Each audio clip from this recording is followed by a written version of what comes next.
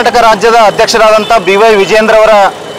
ಕರೆ ಮೇರೆಗೆ ಇಡೀ ರಾಜ್ಯಾದ್ಯಂತ ಎಲ್ಲ ಜಿಲ್ಲಾ ಕೇಂದ್ರಗಳಲ್ಲಿ ಭಾರತೀಯ ಜನತಾ ಪಾರ್ಟಿ ವತಿಯಿಂದ ಹಮ್ಮಿಕೊಂಡಂಥ ಜಿಲ್ಲಾಧಿಕಾರಿಗಳ ಕಚೇರಿ ಮುತ್ತಿಗೆ ಏನು ಕಾರ್ಯಕ್ರಮವನ್ನು ನಾವು ಕಲಬುರಗಿ ನಗರ ಮತ್ತು ಗ್ರಾಮಾಂತರ ಜಿಲ್ಲೆಯ ಅಧ್ಯಕ್ಷರ ನೇತೃತ್ವದಲ್ಲಿ ಕಲಬುರಗಿ ಜಿಲ್ಲಾಧಿಕಾರಿ ಕಚೇರಿಗೆ ಮುತ್ತಿಗೆ ಹಾಕುವ ಕಾರ್ಯಕ್ರಮವನ್ನು ಹಮ್ಮಿಕೊಂಡಿದ್ದು, ಈ ಕಾರ್ಯಕ್ರಮದಲ್ಲಿ ಸುಮಾರು ಸಾಕಷ್ಟು ನಮ್ಮ ಪಕ್ಷದ ಎಲ್ಲ ಪದಾಧಿಕಾರಿಗಳು, ಶಾಸಕರು, ಮಾಜಿ ಶಾಸಕರು ಮತ್ತು ಎಲ್ಲರೂ ಇದರಲ್ಲಿ ಪಾಲ್ಗೊಂಡಿದ್ದು, ಇದನ್ನು ನಾವು ST ನಿಗಮದ ವಾಲ್ಮೀಕಿ ಅಭಿವೃದ್ಧಿ ನಿಗಮದಲ್ಲಿ ಆಗಿರುವಂಥ 187 ಕೋಟಿ ರೂಪಾಯಿ ಹಗರಣವನ್ನು ಇಲ್ಲಿವರೆಗೂ ಯಾವುದೇ ಕ್ರಮ ಕೈಗೊಂಡಿಲ್ಲ ಮತ್ತು ಅದೇ ರೀತಿ ಅದರಲ್ಲಿ ಒಬ್ಬ ದಕ್ಷ ಅಧಿಕಾರಿಗಳು ಕೂಡ ಆತ್ಮಹತ್ಯೆ ಮಾಡಿಕೊಂಡಿರುವುದು ದುರ್ಘಟನೆ ನಡೆದಿದೆ. ಆದರೂ ಕೂಡ ನಮ್ಮ ರಾಜ್ಯ ಸರ್ಕಾರ ನಿದ್ದೆ ಅವಸ್ಥೆಯಲ್ಲಿದ್ದು ಯಾವುದೇ ಕ್ರಮ ಕೈಗೊಳ್ಳದೆ ತಾವು ಬರೀ ರಾಜ್ಯದ ಮುಖ್ಯಮಂತ್ರಿಗಳು